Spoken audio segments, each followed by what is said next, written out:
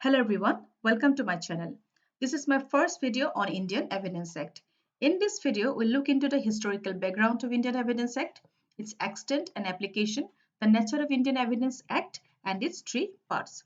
Our Indian Evidence Act যিবোৰ important sections সেই সকলোবোৰৰ ওপৰতে মই ভিডিঅ'ছবোৰ বনাই গৈ থাকিম লগতে Indian Evidence Act previous year যিবিলাক question আহিছিলে AGS grade 3 meansত সেইবোৰ analyze কৰি যাম so আপোনালোকে ভিডিঅ'ছবোৰ চাই থাকিব alright then let's begin Evidence a word to ki buja ba evidence bulile ami ki buju okay so evidence refers to anything that is necessary to prove a certain fact that's why ami evidence ko paru evidence is a means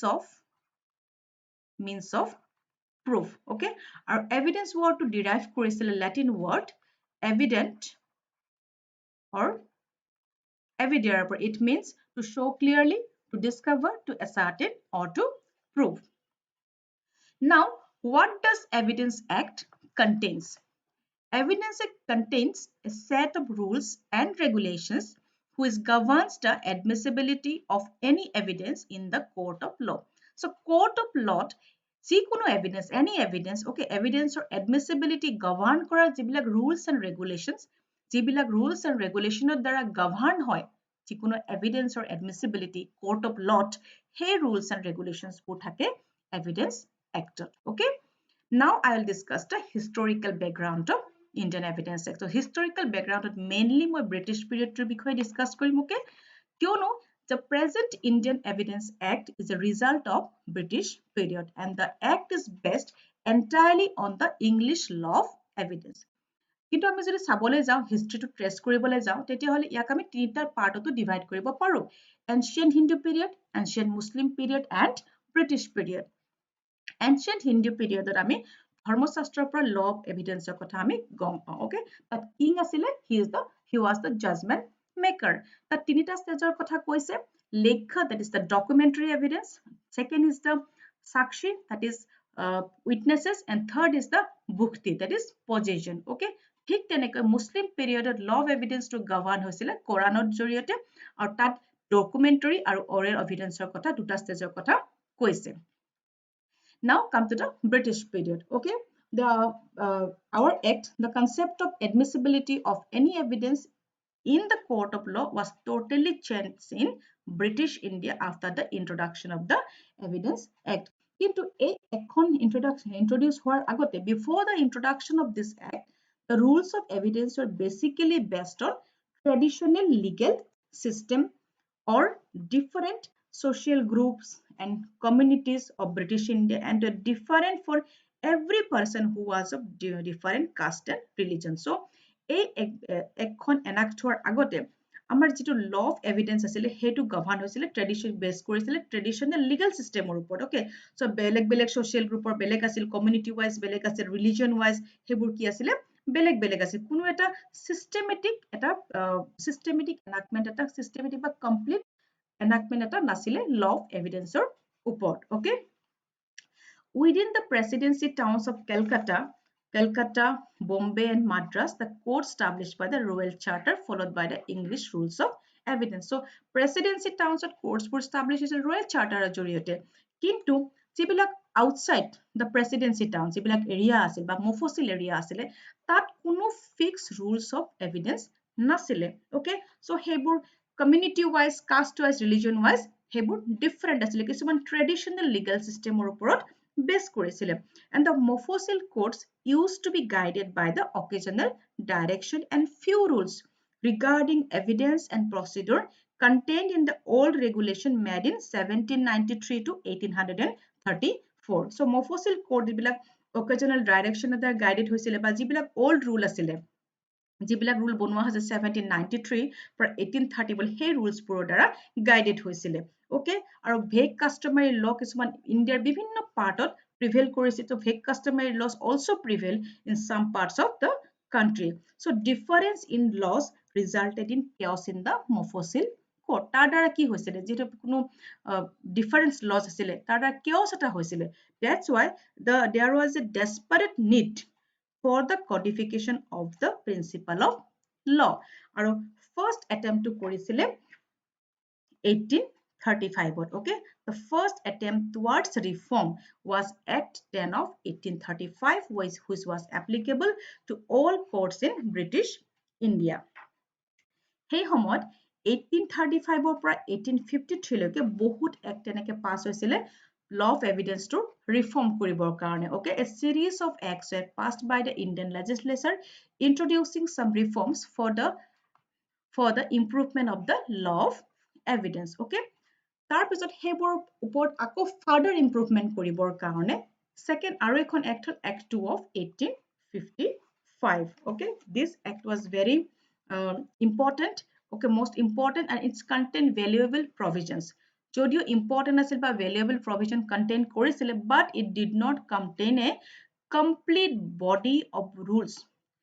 It was এই যিখন act 1855 it was designed as supplementary to and corrective of the English law and also to the customary law of evidence prevailing in those parts of British India. কিন্তু যদিও এখন important আছিল বা কিছুমান important provision contain কৰিছিলে, কিন্তু এইখন আছে এনেকে ডিজাইন কৰা হৈছিলে যে ইংলিছ লৰ এটা কাৰেক্টিভ ফৰ্মত বা কাষ্টমাৰী লৰ এটা কাৰেক্টিভ ফৰ্মত এইখন ডিজাইন কৰা হৈছিলে। সেইকাৰণে আকৌ ফাৰ্দাৰ 1868ত ইণ্ডিয়ান ল কমিশনাৰ এখন ড্ৰাফ্ট এখন প্ৰিপেয়াৰ কৰিছিলে আৰু সেই ড্ৰাফ্টখন প্ৰিপেয়াৰ কৰি লোকেল গভৰ্ণমেণ্টছক অপিনিয়নৰ কাৰণে চাৰ্কুলেট কৰিছিলে আৰু সেই ড্ৰাফ্টখন প্ৰিপেয়াৰ কৰিছিলে sir Henry Sumner Maine. He prepared this draft. Okay, but this bill did not proceed beyond the first reading. It was abandoned as not suited to the country. কিন্তু এইখন বিলো নচলিলে, abandon হৈ গল আৰু কিয় abandon হৈ গল ইয়াৰ main reason to দিছে father of Indian Evidence Act Sir James Stephenson. তেওঁ কৈছিলে যে the principal reason in the words of Sir James Stephen were that the bill was not sufficiently elementary, that it was in several respects incomplete. So বহুত হেৰি কি আছিলে incomplete আছিল আৰু সেই কাৰণে বিলখন কি হৈ গল abandon হৈ গল. After 2 years later, Sir James Stephen prepared a new bill which was finally passed into law in 1872 as Act 1 of 1872. Finally, the draft এটা prepare কৰিলে আৰু সেইখন pass হ'ল 1872. Enact হৈছিলে 15 March 1872 and it came into force on 1st September 1872. So this is the historical background of Indian Evidence Act. Now, the extent and application of the Act. The Indian Evidence Act extends to the whole of India. Our Indian Evidence Act kon hokolo judicial proceeding ot apply hoy, kinu non-judicial proceeding ot apply nohoy. Now, what is the judicial proceeding? Judicial proceeding determine kore jural relation between one person or another or a group of person or between him and the community general. So judicial proceeding bole ami ko paru je section 125 of CRPC maintenance ase, execution proceeding, these are the judicial proceeding. Enekwa proceedings for Indian Evidence Act applicable hoy. In non-judicial proceeding Evidence Act kon apply নহয়. Non-judicial proceeding হৈছে suppose land acquisition actor under collector এজনে কিবা এটা inquiry কৰিলে, that is the non-judicial proceeding. তো তেনেকুৱা ক্ষেত্ৰত Indian Evidence Act applicable নহয়. Plus Indian Evidence Act applies to all court martial. Court martial apply হয়, কিন্তু যিবিলাক court martial convene হয়, the Army Act, Naval Discipline Act, Indian Navy Discipline Act and the Air Force Act, এইবিলাক actor under convene হোৱা court martial ক্ষেত্ৰত কিন্তু Indian Evidence Act apply নহয়. However, it does not apply on affidavits and arbitration. So affidavit আৰু arbitration to Indian Evidence Act applicable নহয়. কিন্তু affidavitৰ ক্ষেত্ৰত it depend upon the discretion of the court. Okay, যদি কোর্টে ভাবে যে কোনো এটা ফ্যাক্ট এফিডেভিটৰ দ্বাৰা প্ৰুফ কৰা দৰকাৰ বা এফিডেভিট এটা দৰকাৰ, তেনেকুৱা ক্ষেত্ৰত কিন্তু এফিডেভিট এলাউ কৰিব পাৰে. So it's depend upon the discretion of the court. Now the nature of Indian Evidence Act. So Indian Evidence Act is a procedural law. Procedural law বুলি কি কলে বুলি কি হয় হয়তো আপোনালোকে জানে যে laws can be divided into two parts, substantive law and procedural law. Okay, so substantive law কি কৰে, it determines rights and liabilities of parties, and procedural law prescribes the practice, procedure, machinery for the enforcement of those rights and liabilities. Okay, যদিও Indian evidence এখন procedural ল হয় কিন্তু ইয়াৰ কিছুমান part কি হয় সাবষ্টেনচিয়েল পাৰ্ট হয় সাবষ্টেনচিয়েল ল হয় সেইবোৰ হৈছে সেকশন 115 পৰা section 117 that is the doctrine of estoppel. Okay, এইটো পাৰ্ট হৈছে সাবষ্টেনচিয়েল পাৰ্ট. Okay, আৰু প্ৰচিডিউৰেল ল আমাক কিয় লাগে why we need procedural law সেইটো মই অলৰেডি যেটো মোৰ CRPC ইন্ট্ৰোডাকশন পাৰ্টৰ ভিডিও আছিল সেই ভিডিওটোত মই অলৰেডি ডিসকাস কৰি থৈছো. Okay, তো সেইটো চাই ল'ব পাৰে. Next is the act is intended to be a complete court act, not exhaustive. So Indian evidence court act, it's not exhaustive in nature because it does not contain the whole of the rules of evidence. So সকলো rules of evidence ইয়াত কি contain কৰা নাই. There are several laws relating to the subject of evidence. গতিকে evidence এখনৰ বাহিৰে আৰু বহুত বেলেগ বেলেগ law আছে, isn't it? Which supply the admission, which supply the omission in the evidence act and supplements its provision. Suppose it is CPC আমি হা CPC order 26 order 26 যেটো evidence principle আছে তো CPC এই order 26 ৰ দ্বাৰা গভৰ্ণ হ'ব তাত evidence actor principle ৰ কথা নাই সেই কাৰণে কৈছে যে evidence এখন exhaustive নহয়. Okay, next is Indian evidence is lex fori. Lex fori means what? Lex fori means law of the place of the action. So evidence is one of those matters which are governed by the law of the country in which the proceeding takes place. So সেইখন country যেটো law চলি আছে সেই law মতেহে সেইখন country law of evidence to কি হ'ব govern হ'ব. Okay, the law of evidence is the lex fori which governs the court whether a witness is competent or not, whether a certain fact requires to be proved by writing or not.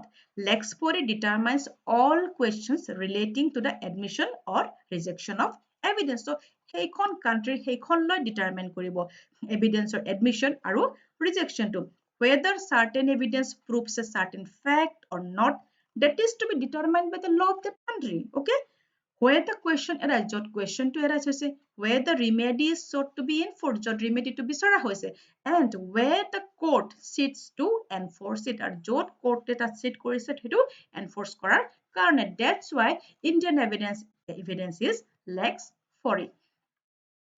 And next is it is retrospective in nature. Indian evidence ekon hoy retrospective buli kole buji pai nisoi.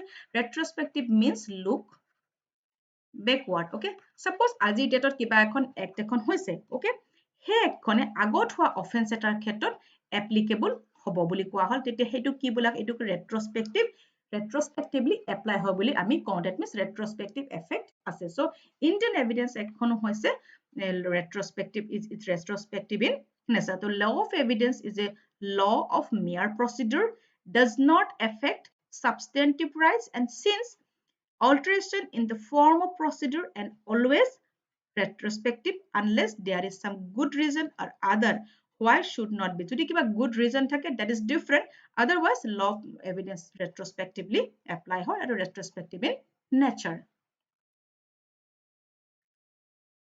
Indian Evidence Actor 11 chapters ase aru total 167 sections ase. Okay, and the Indian Evidence Act has been divided into three principal parts, part 1, part 2 and part 3.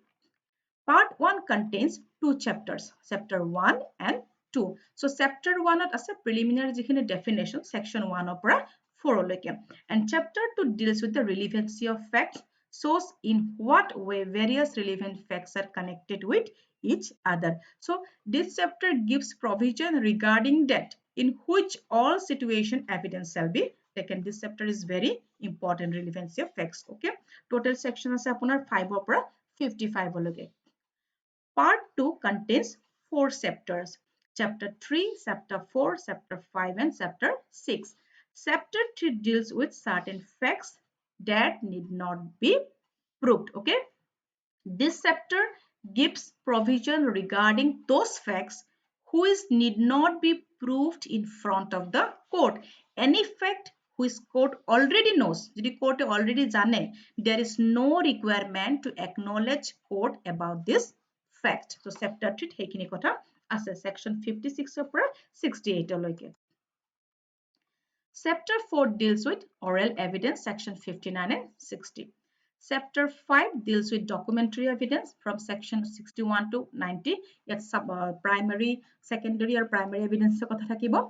Chapter 6 lays down the rules regarding the exclusion of oral evidence by documentary evidence, section 91 to 100. And part 3 contains 5 chapters. Chapter 7, Chapter 8, Chapter 9 and Chapter 11. Chapter 8 deals with the burden of proof and presumption. Section 101 পৰা 114 লৈকে আছে. So, burden of proof কাৰ ওপৰত lies কৰিব. Chapter 8 deals with the subject of estoppel 115 to 107. This is the substantial part of Indian Evidence Act. Okay. And chapter 9 speaks of witnesses who are competent to testify. 118, 101 পৰা 134 লৈকে আছে. ইয়াত accomplisher কথা আহিব. Next, chapter 10 deals with the examination of witnesses 135 and to 166. Last chapter, that is a chapter 11, deals with the effect of improper admission and rejection of evidence. It was only at a section as a section 167. আপোনালোকে ধুনীয়াকে এনেকে shirt বনাই ল'ব পাৰে এনেকে part 1, part 2, part 3. তো এনেকে diagram কৰি বনাই ল'লে আপোনালোকৰ দেখিবলৈ খুব ভাল হ'ব। মই ইয়াত বনোৱা নাই, তো নিজে যেতিয়া পঢ়িব বনাই ল'ব তো দেখিবলৈ ভাল হ'ব বা আপুনি পটককে বুজি পাবলৈ ইজি হ'ব। সো এইখিনি আছিল Indian evidence act introduction part. Okay, আৰু মই আগলৈ আৰু important sections বোৰৰ ওপৰত ভিডিঅ'ছ বোৰ বনাই গৈ থাকিম, সো আপোনালোকে চাই থাকিব। So dream big, work hard, and with this I take your leave. Thank you.